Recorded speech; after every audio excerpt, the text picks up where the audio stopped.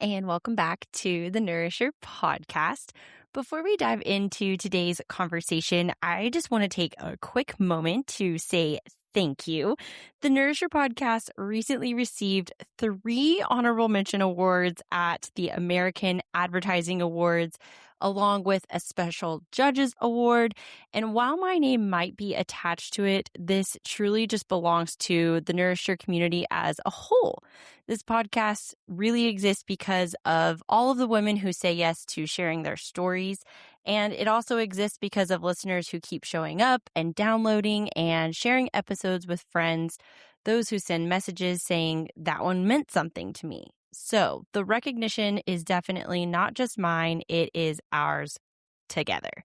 It's proof that honest conversations, vulnerability, and women supporting other women actually matters. And today's episode is such a beautiful example of that. In honor of International Women in Aviation Month in March, I am sitting down with 2 incredible women who are breaking barriers and building confidence in a male-dominated industry. Their stories of resilience, leadership, and self-belief are going to leave you absolutely inspired. So with that, let's get into it. Kaitlyn, thank you so much for joining the Nourisher Podcast today and letting me come crash your work day. Yeah, thank you for having me. I know you were basically voluntold to do this, but just a little bit. But after I got to know what we were doing, I was like, that's actually pretty cool. So I don't mind. Yeah. I think it's going to be really awesome just to learn more about you guys as individuals and just what you do on a daily basis. But we'll start off by telling us a little bit about you. What's your background? Where are you from? And what do you do now? Yeah, I was born here in Amarillo. My family was in the military, so we moved a lot. But we ended up coming back here to Amarillo probably about 10 years ago. So I've always been here since. Before this, I just did pretty generic jobs. And then I got hired into IAC by being a site administrator. So that's where I kind of got to learn a bit about the aircrafts and see it from an outside perspective. From there, then I was able to actually have the opportunity to join production to be able to get to work on the aircrafts. So that's my day-to-day now. It sounds like you've done pretty much everything. Yeah.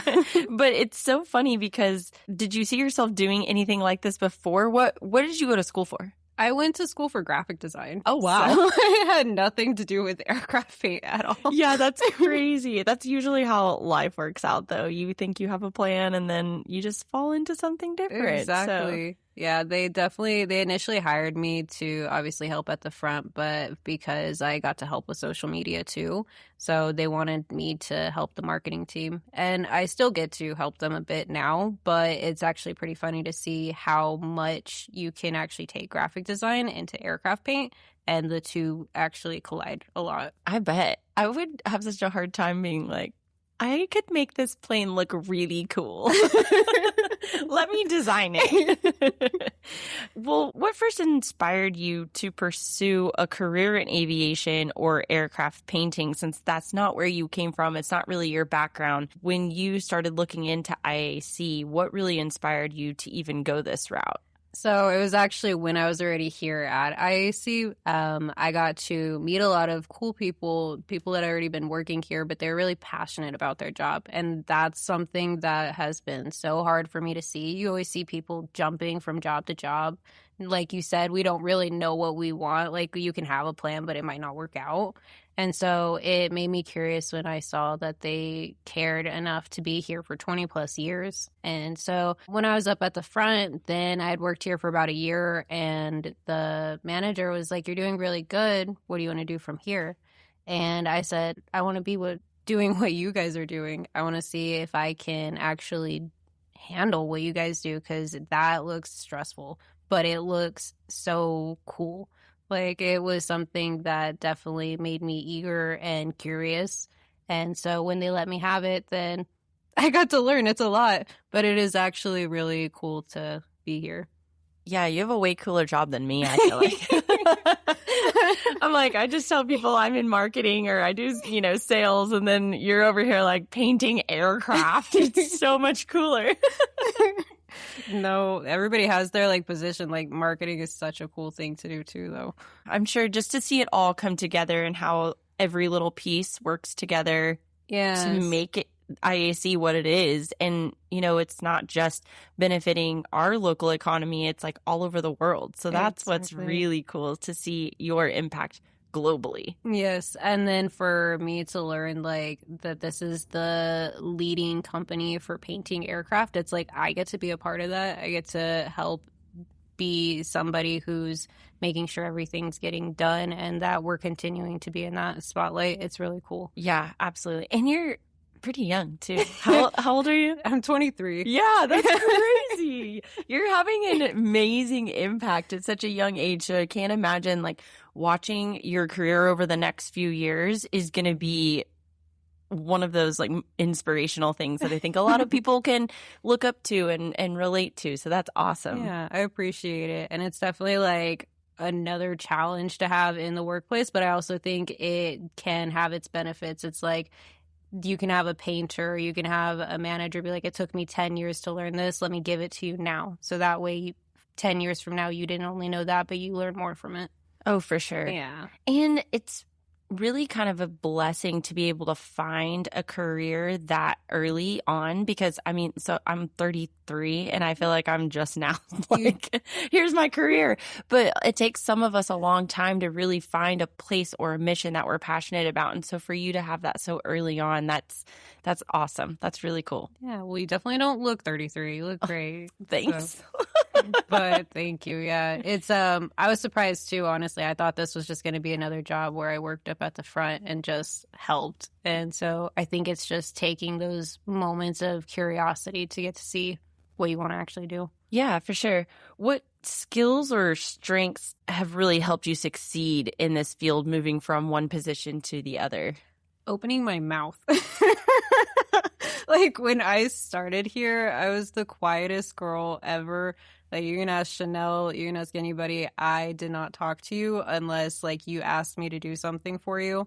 But I learned you asking questions, you talking to people and communicating, things can change within the hour. If you aren't conversating with somebody to make sure that everything's going as it needs to, then there's definitely going to be a lot of miscommunication happening. I actually listened to a podcast yesterday and it was talking about why you shouldn't be afraid to be cringe. Yes. Sometimes you have to go ask for what you want and be direct. And I think in male-dominant fields as well, it is important for us to learn that in general, but especially early on in our career. Yeah. Because you can't get things done without opening your mouth. No, definitely agree. I've had many people, me being so young, and in a manager role, then all of my people under me have questioned, okay, do you actually know what you're doing? And so you talking with them, not necessarily to where it's just let's argue, but let's conversate. What do you think that I need to know? Or what are your concerns about why I'm here? And us being able to actually work through it, I've been able to get a lot of them to understand, okay, she does know what she's doing. She might not have been in aviation as long as I have, but she knows what she needs to know. And so it's nice. And even if I don't know, because obviously in aviation, you are going to constantly be learning something, then they're there or anybody's there to be able to talk with you and hey, did you know this? No, I didn't. Good to know that now. And then we can move on from it. The soft skills that you're learning is conflict resolution is huge. Even in your personal life, that's huge. But self-advocacy is so important when you're in a manager type role. And yeah, being young, I've been in that position too. Being young, people question you. They're like, you're 12. Why are you telling me what to do? But you wouldn't be there and you wouldn't be in that position if you didn't truly know what you were talking about. You didn't possess the skills necessary to be in that position. Mm-hmm. So wearing that confidence, opening your mouth and speaking with confidence, that's a huge skill to take away. And so I love that you're learning that now for sure. Thank you. Yeah, I definitely learned self-confidence is the first thing to come before you get your confidence from anywhere else. So that obviously has gotten me a long way. And I know that it's gotten a lot of other people here a long way as well. Absolutely. Do you have a specific project or accomplishment in mind that sticks out the most since you've been here? There is, and it's like it was a task that I was doing for a day. So there was a production manager that used to work here.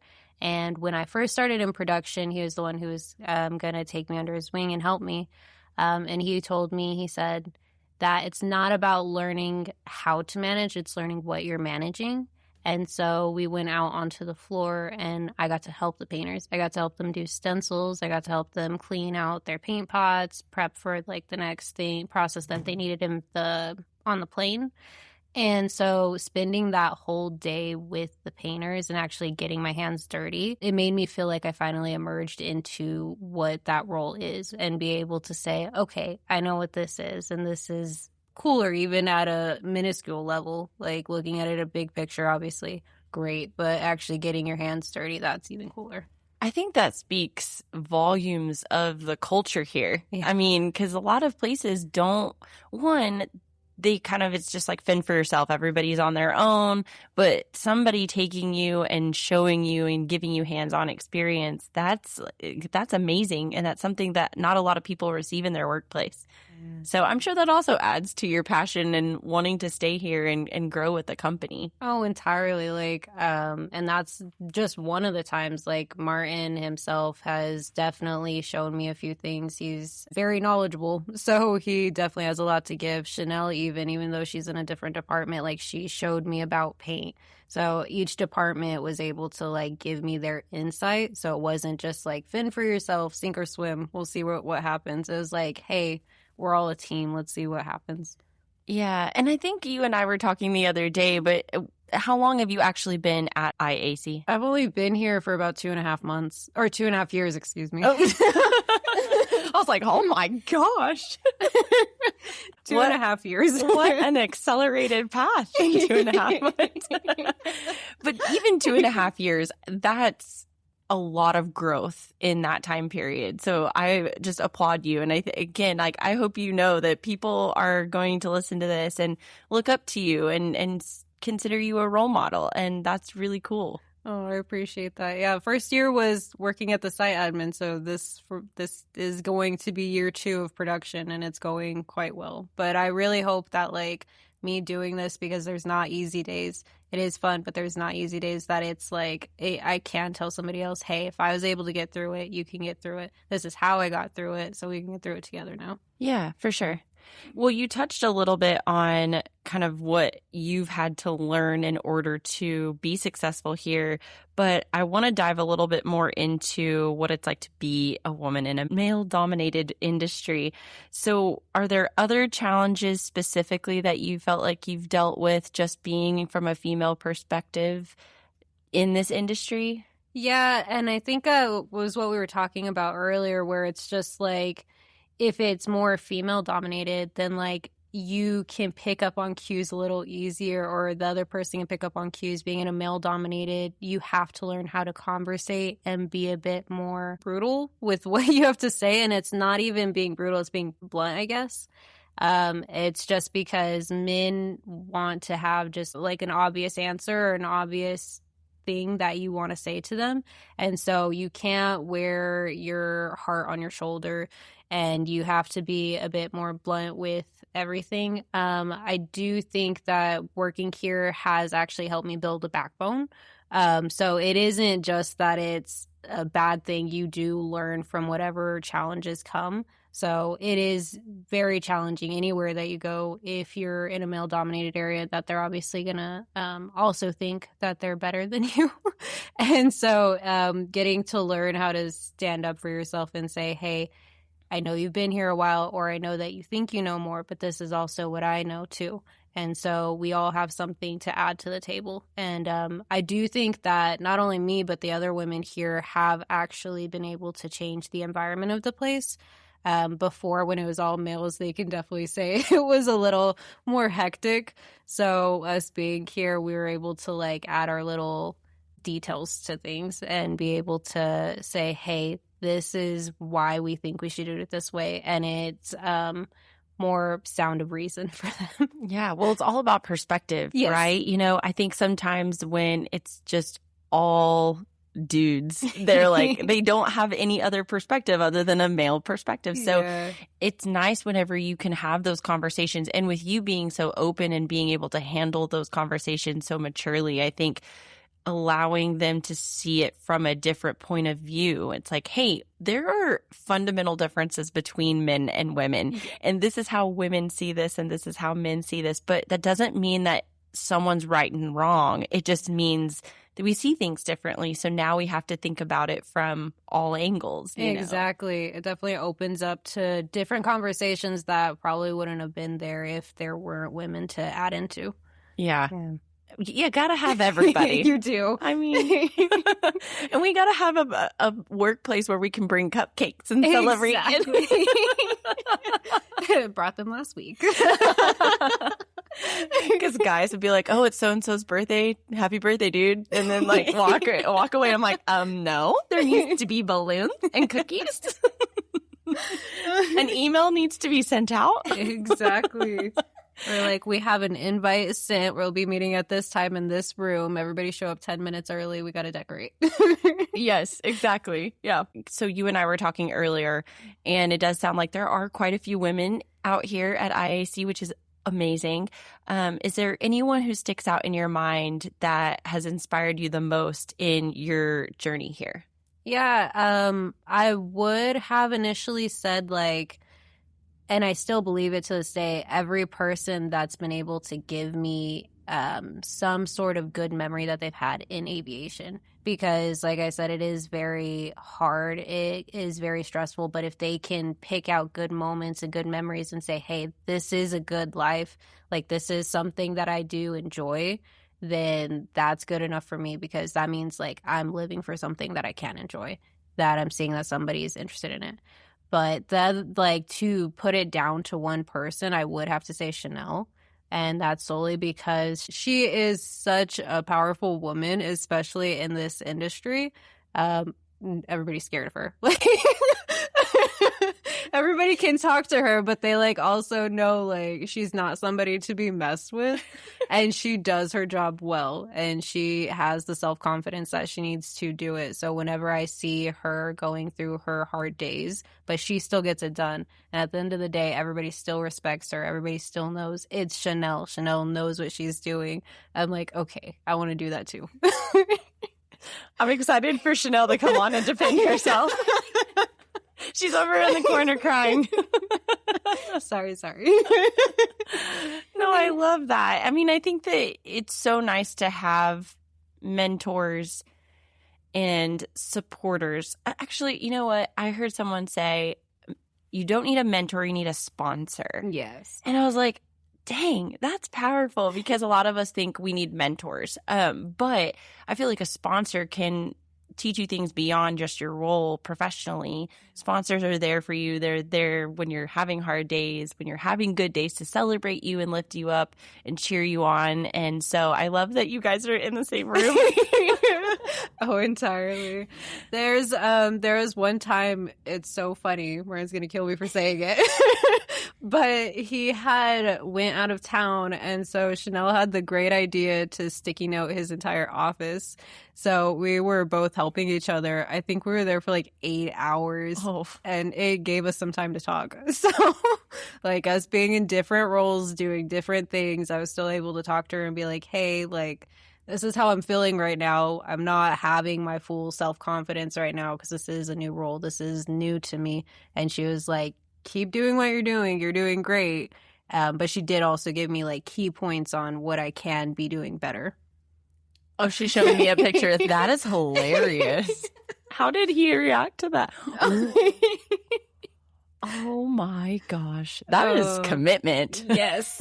We thought he was going to be mad. He cracked up and left it there for months. That's so funny. No, it's like those heart-to-hearts too, that again, like in a male-dominated industry, guys don't talk to each other like that. No. And so if they're struggling at work, and that's one thing that I hope that they take away from hearing conversations and seeing our relationships with each other, is like, sometimes it's okay to tell people that you need help, like, or just to vent and say, this is what I'm struggling with. This is what I need help with.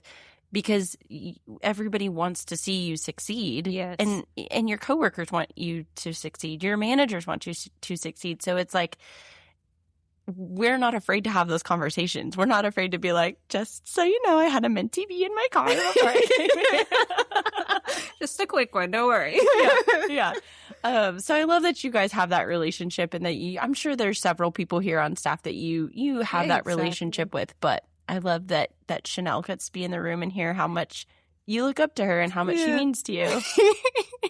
Okay, so what advice would you give to young women who are considering a career in aviation or aircraft painting? I think I did touch on it earlier, but I truly do believe, like, you just have to believe in yourself among all things. Like, if you think that you're going to fail, then you are going to fail. But if you take a moment, even if it looks like you're failing, and you take a step back and you look at it and you're like, that's not the big picture here. The big picture is that we have a plane to get out, or we have people that we need to care for, or that we have a team that needs to be supported, then that one task is not going to ruin the day. And so if you can kind of take a step back, look at that and say, what can I do that I know I can do? And what do I know that I can't do? And it's like, when you say you can't do it, it's for that moment that you can't do it. And it's only for that moment until you go ask for help. And when you ask for help, then you know how to do it from then on. Learn that it's okay not to know everything, but to still be confident enough to do what you can and ask for help where you need it. That's amazing advice. I just need you to know you're like more mature than 90% of the people I have in my life. I'm like, wow. Are you 75 years old? In what looks like a 13-year-old's body. No, I love that.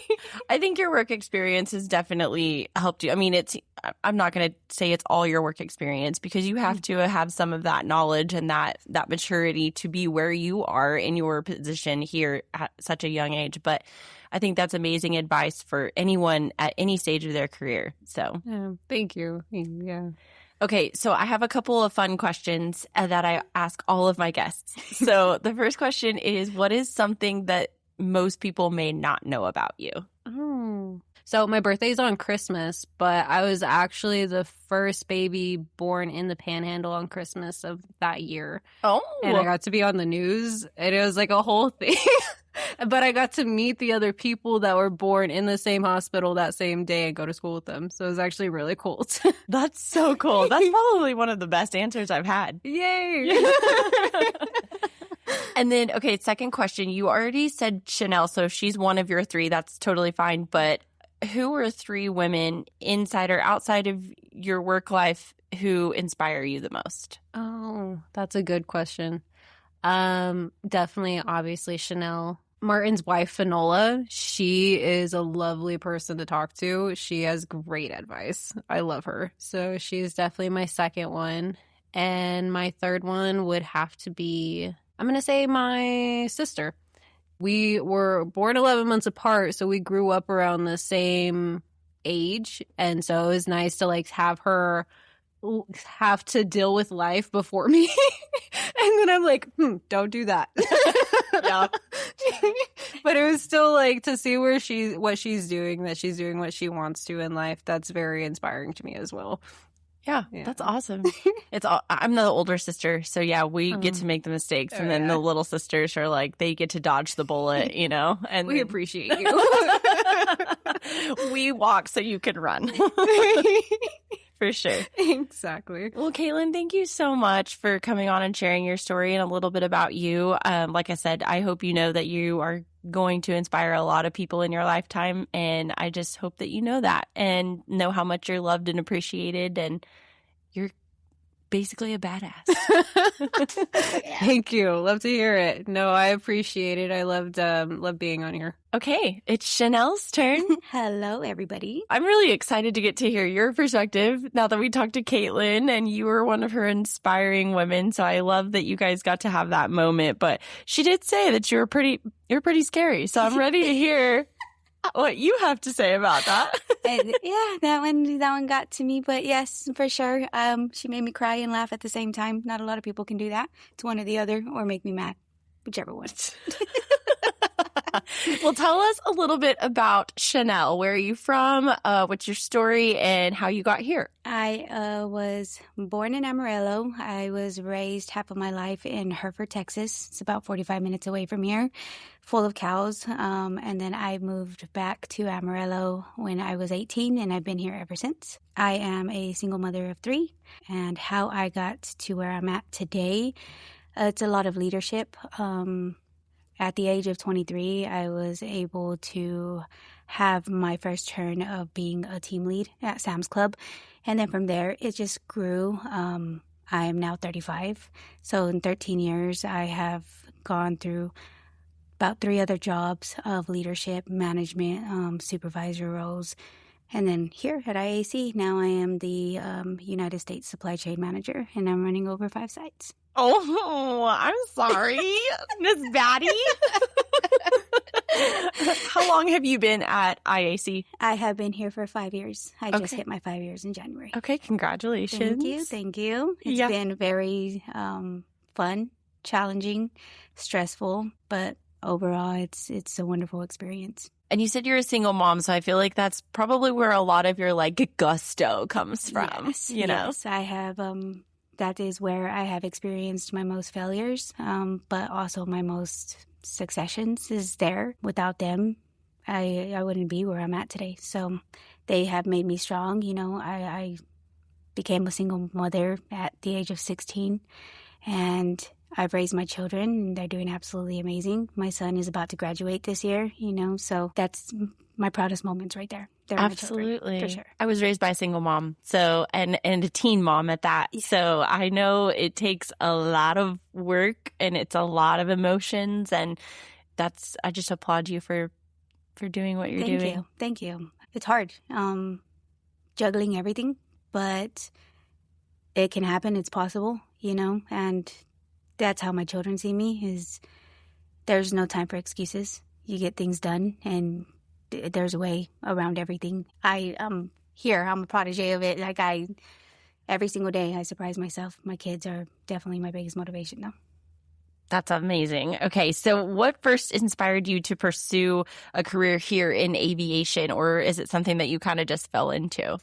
So, I mean, more so of it was a leadership role, but before here, I worked at Bell Helicopter. I was working in the Boeing side of it, the contractual side, and I came in just as any typical worker, but then I ended up getting promoted within the first 3 months of my time there to team lead.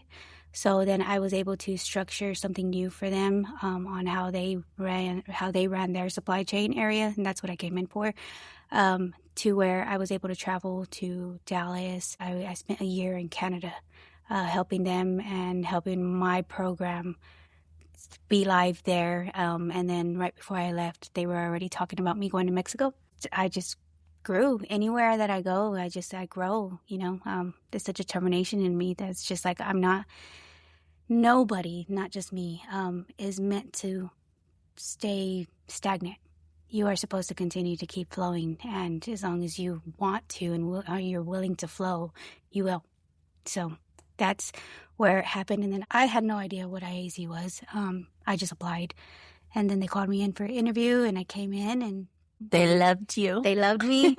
You know, that was before they got to really know me. But they gave me a chance, and yeah, here I am 5 years later. Dang, international travel for work is huge. Yes. Did your entire family pack up and move with you? No, that's the sacrifice that you have to do whenever you have children, and you're building a career in corporate, especially, or any career, honestly. You have to sacrifice the time that you miss, and I sacrificed a lot of time with my children. I missed out on quite a bit of moments and memories, but they love me. There was not a moment that they were upset with me to even ask for forgiveness, even though I did multiple times. They cheered me on the whole time. So that's why I kept doing it.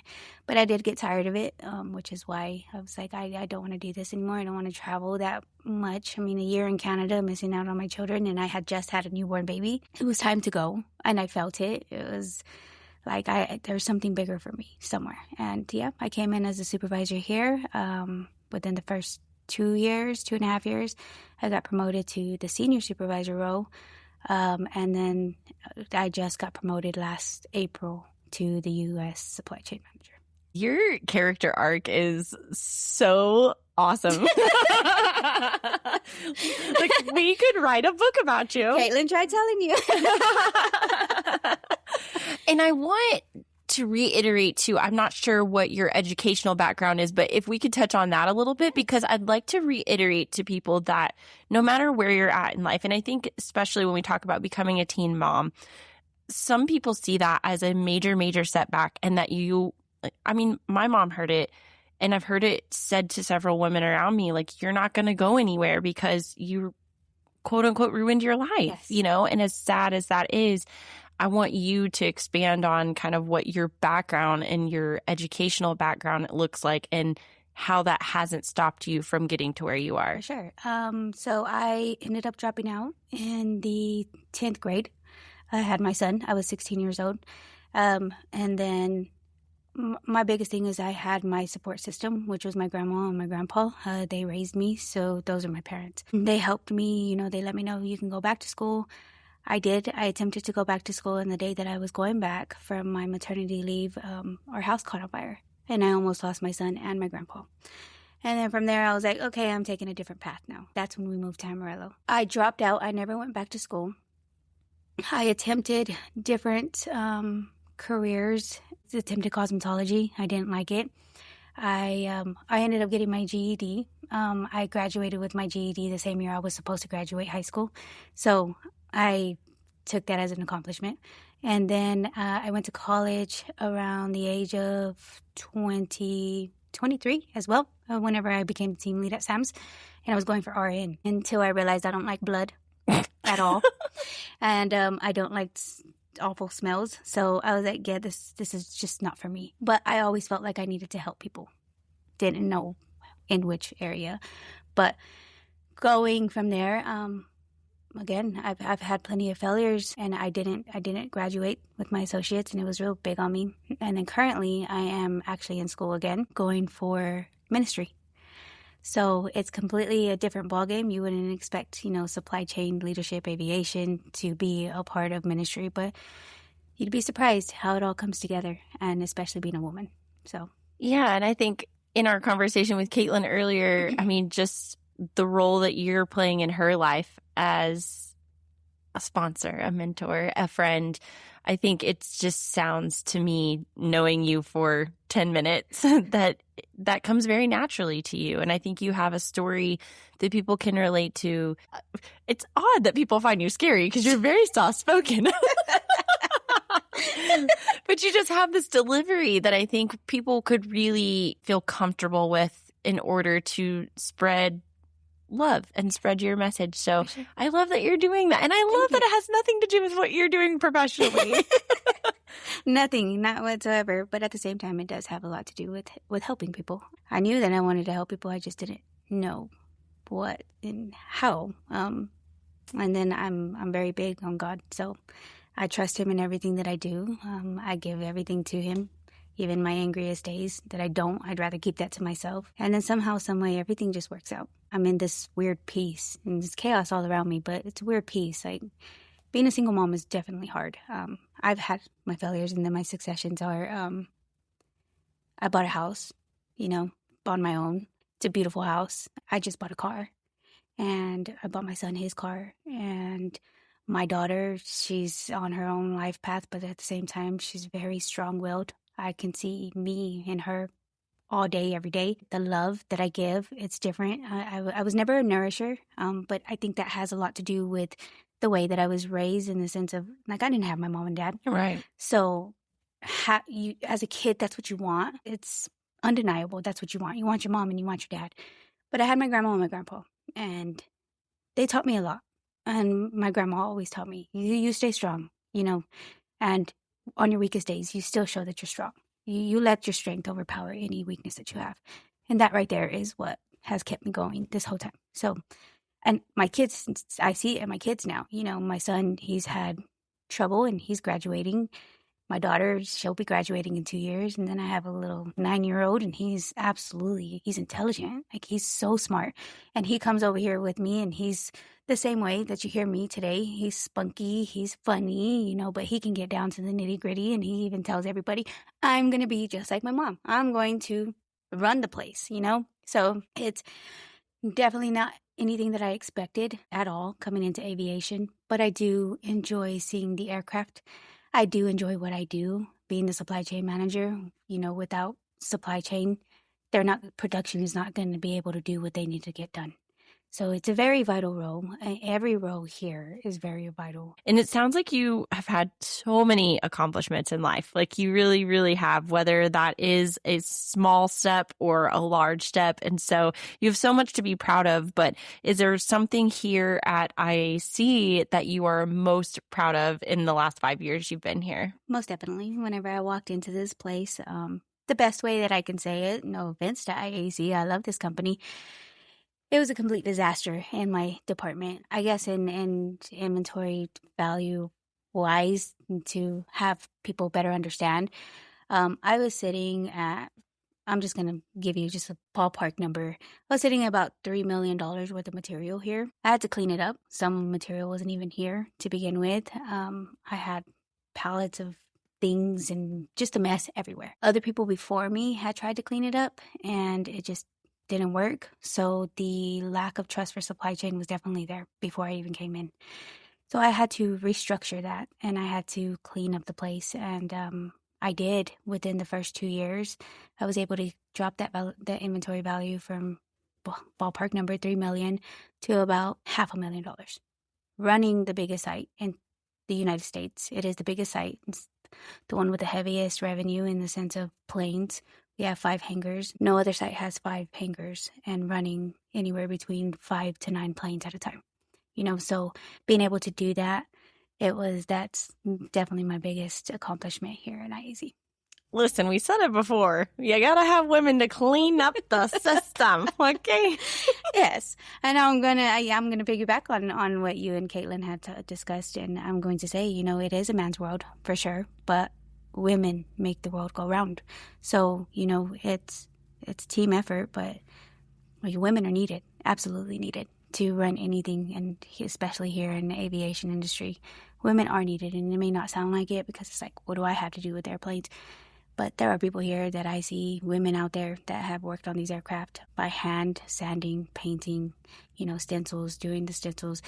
And I give kudos to them. I applaud them. Not everybody can do that. And sometimes women see it as, I'm not fit for that. And it's just because it's a male-dominated world. But to me, I like to change that mind frame. You kind of touched on this already, but when it comes to supply chain specifically, and maybe even management and really running multiple sites, what are some specific challenges that you feel like you've had to overcome being a woman in a male-dominated industry? The biggest one is the lack of trust. Can a woman really do this? You know nothing about, mechanical things, which means you know nothing about planes. It's basically how the male dominant sees it. But in reality, that was my biggest inspiration, my motivation is challenge accepted. You don't think that I can do it, I can do it. You question my capabilities and my abilities to be able to do this. You question my movements, that's fine. Keep questioning them, and I'm going to keep showing you why it's this way. When there's issues in supply chain, there's always issues in supply chain. Supply chain is everywhere. For anything that you need, it's everywhere. We have to order from somewhere. And to get it here on time, that's the biggest challenge. And that's where a lot of things got questioned. Are you going to get it here on time? What are you going to do? Or how are you going to change the structure? The structure's fine. Don't change it. And then you change it, and it's like, I don't like change. Well, why don't you like change? Just keep out of the little box and see the bigger picture. And when you see the bigger picture, you learn that the trust is needed. And I definitely, I'm telling you, whenever I first got here, I didn't have too many people that trusted me to do this. I had a lot more doubters. She's not going to stay. She's not going to last. She's going to get tired. She's going to freak out. She's going to get overwhelmed. That's what I heard. But instead of taking it in and crying about it, I ate the words and said, okay, well, let's go. Ever since then, 5 years later, I have definitely gained the trust from everybody, from the CEO all the way down to all the general managers, and including my team. I'm the only woman on my team, and I'm actually running the show. So it's all males right under me. So that doesn't prove something, then I don't know what will. Yeah, I think having that attitude where you don't get discouraged by it and it only serves as a point of motivation for you, like that's a strength in and of itself, because so many of us, like, I mean, there are times where someone's like, you can't lift that. And I'm like, but I can't. Watch me. I'm like, I might break my back doing it, but I'm going to do it. And I'm one of those that I'm like, I like to do that. You know, I like to use my strength, but I do have a boyfriend, and, you know, I'm like, I know I can lift that table. I just lifted it last week, but I can't. It's too heavy, you know. You have to feed the ego I'm that type of sometimes. person. Like, you know, here you go. You can have your job back. Yeah. But there's a time and a place, I think, for you to really prove yourself. Yes. And so in that environment, you don't have to prove yourself. But here, I think in an industry where you're mostly surrounded by men and you really are doing more mechanical work, I love that there's so many women working out here, because I think that's changing the perspective of all the men who are out here, because they're like, oh, okay, yeah. I know a woman who's looking for a job, and I know I've seen other women do it, and they can learn how to do it, and it's nothing to them. Oh, yeah. And so to build that trust, I think, again, it builds and adds to the culture. Mm-hmm. So, but even for other women as well, like whenever they go out there, when they come for their interviews or they go out for the walks, they see these big planes, and it's automatic, like, no, I can't do that. Then they see other women on these planes.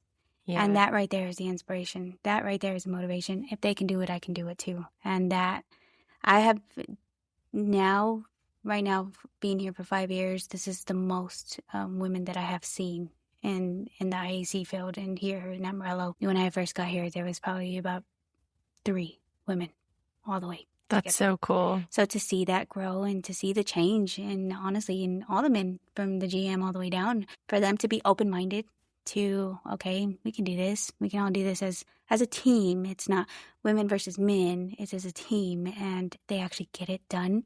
That right there is absolutely amazing. I applaud. I applaud the whole team. I applaud the women, and of course, I always applaud the men, but I applaud the women that are here. They need to just put your face on all the recruiting posters. Just be like, Shanell, it's her. If you're like her, you can come.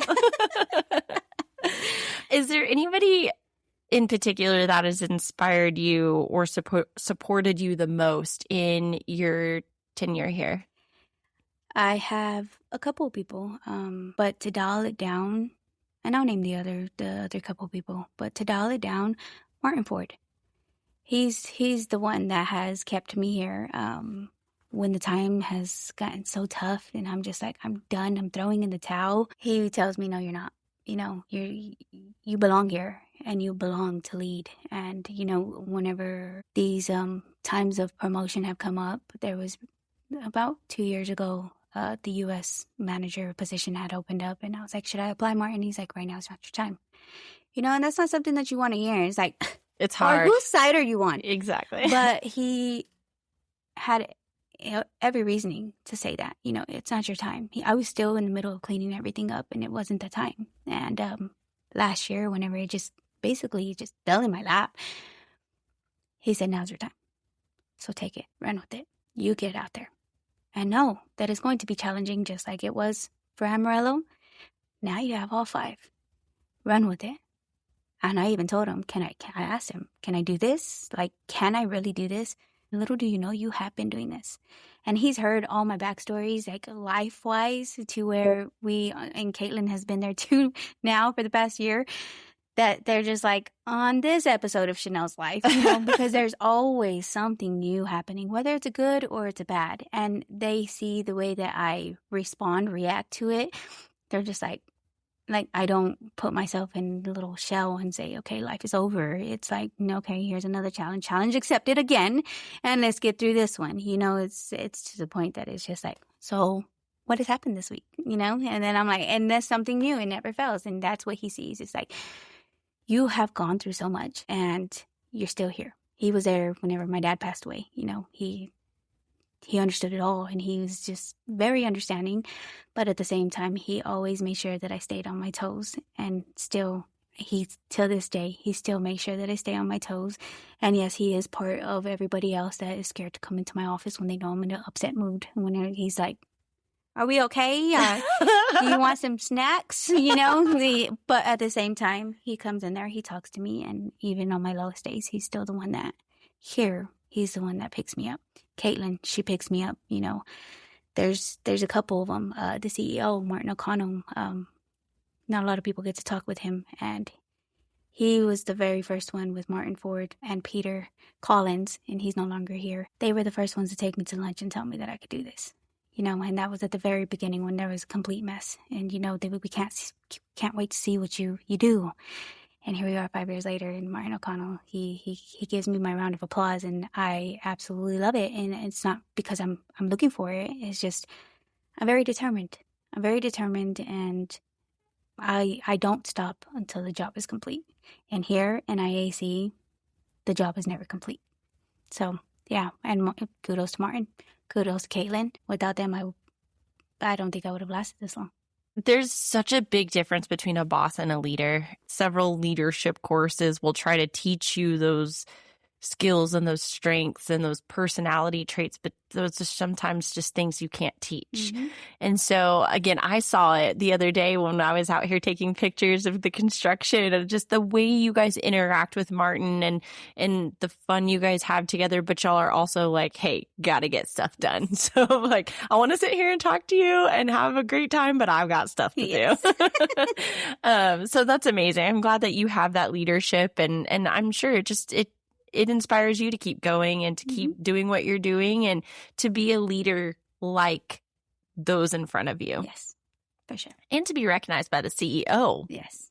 From a global company. Like, that's insane. Yes. So you have so much to be proud of. I look forward to seeing him, and he looks forward to seeing me whenever he comes around. At the same time, the last inspiration, motivation, it's not even the last. It should be the first. My team. Without my team in any of these sites, I wouldn't be able to do what I do.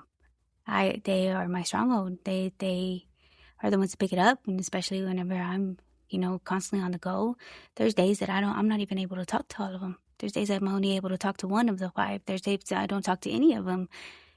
But they all understand, and they all continue their work, and they all make sure that their site is still flowing, and that if there's any time that they have to raise their hand, they have no problem with raising their hand. They don't keep anything from me. They are very open with me. They are very blunt with me. And the same that I give them the same, and I appreciate them. Without them, we wouldn't be making this world go around. So absolutely. Okay, so what advice do you have to other young women who are considering a career in aviation? My advice in aviation, leadership, management, anything in your career, go after it with confidence. Even if you're the only woman in the room. This industry, they need your strength, your confidence, your perspective, your motive, your determination. I learned that the most powerful thing that you can do is show up. Just show up.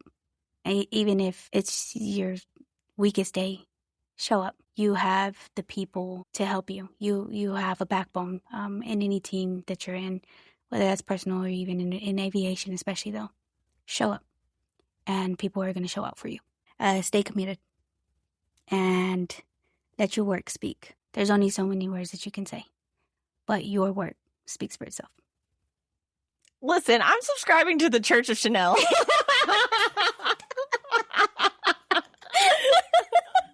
Just let me know service times and the day and the location. Okay. And I definitely will. I will be there. No, I feel like your story from start to where you are now, because you're far from finished. I just feel like your story is so inspiring. Just what you've been through personally and where you've had to basically claw your way out of to get to where you are. That's one of those stories that sticks with people. Lots of people who are listening are going to be able to relate to so many things that you've been through. And so I know you're proud of yourself, and I know other people are proud of you, but you're talking and I'm sitting here like tearing up, and I'm like, I don't even know this girl. But now I feel like we've known each other our whole lives. So I appreciate you for sharing all of that and for being open, because it's also not an easy thing to do. And I think that's part of why you are leaning into ministry, is because it is something that needs to be talked about. Yes. So many of the things that you've discussed, they need to be brought to the forefront. They need to be topics of conversation amongst friends sometimes to really understand who we are. Yes. And so I appreciate you for doing that. And I appreciate you for having me and for listening to a piece of my story. I really do. And especially with aviation, it's helped me out a lot on anything and everything that I do. Like, this is my journey, and like you said, it's far from finished. I feel like, honestly, it's barely getting started. 35, I'm very young. I recommend anybody that has dreams, chase them, because dreams turn into reality. So chase them. There will be tough times, most definitely, but the tough times are not supposed to break you down. They're supposed to build you up, if you let it. Absolutely. Okay, now for your fun questions. Yes. Okay. Okay, what is one thing that most people may not know about you? Here in aviation, me and Martin Ford share the same birthday. Oh. Yeah. When's your birthday? January 15th. Okay, so you just had a birthday. So we just had a birthday. Okay. I'm 23 and he's 18. And the next thing is, not a lot of people knew that I was going for ministry. I don't know who listens, but I have on Facebook, I had built a group, a stay cleaning group, and I had a lot of women on there to help them throughout their tough times. I was kind of a counselor. At the same time, I was an inspiration and motivation. I would get on lives on there and talk to them. So if there's anybody that is listening right now that has listened to your podcast that know me, they have been waiting to hear me speak for a very long time, because I gave it up probably about good 3 years ago. And yeah, in the next couple of years, I do plan on opening a church. So I hope everybody joins. That's amazing. You heard it here first. Okay, last question is, who are 3 women who inspire you? The main one is my grandma. She passed away back in 2019, but her strength and her resilience resides in me. That's what keeps me going every single day. She never gave up, and she helped everybody. And that right there, she's my main one. My second one, it's hard to bring 3, and especially because I don't really have a lot of women in my life. But the inspiration is watching women like Kaitlyn and women that have followed me on my journey still be inspired by the things that I do. That inspires me to continue to do the things that I do. And the third one is myself. And it may sound selfish, but I got myself here. It was hard, and most of the time, like, I did have backbones. I had friends, but there was a part of it that there was a level of ununderstanding. They did not understand some of the things that I was going through, some of the feelings, and it was up to me to understand that, and it was me and God. That was it. That's the inspiration right there. Is in order for me to be able to have people like Kaitlyn, women like Kaitlyn, even people just in general, to say that I'm an inspiration, I had to go through the forefront. I was standing in the forefront of the war. So here I am, and I've succeeded. I have scars and wounds, of course, but I'm still here, and I'm ready for the next battle. What a way to round out that list. I'm like, you're going to be in my top 3 now. Yes. No, I think it's so important that we're inspired by ourselves, especially, a lot of us can't say that. It's hard to be proud of your mistakes sometimes. So to be in that place spiritually, mentally, like, that's huge. And I think a lot of us can take away a lot from what you just said about yourself being an inspiration to yourself. Thank you. I was over here guessing. When I was thinking, I was like, does it sound selfish if I say myself? No. I don't really have a lot of women in my life, I do have my mom. She is there, but I feel like I inspire her. So for me, it's like, if I inspire my own mom, I inspire myself. Yeah. And my biggest inspiration was my mom, my grandma. And she's gone now, so she basically handed me the torch and said, you continue. So that's what happened. And I'm continuing. So true. Oh my gosh. So good. Well, thank you, Shanell, so much. And we will be following along with your story because I cannot wait to see what you do. I cannot from wait. here. I hope that you reach out and, see where I'm at. But like I told you, I'm the type of woman that once I put my mind to something, I don't stop until I get it. So the next time that you speak to me, there'll be another accomplishment. Maybe 10 more, for sure. Period. And that's on Clock It. And with that, she's clocking out. And that's it for today's episode. To Kaitlyn and Shanell, thank you for your courage, your honesty, and for showing us what it looks like to lead with confidence in spaces that weren't always built for you. And to you who are listening, I hope this conversation reminded you that you belong in every room you walk into. Show up, speak up, and take up space. If this episode encouraged you, please share it with a woman in your life who needs this little reminder. And don't forget to come back every other week as we continue sharing the stories of inspiring women who are growing, leading, and paving the way in our communities. Until next time, stay strong, stay connected, and keep growing.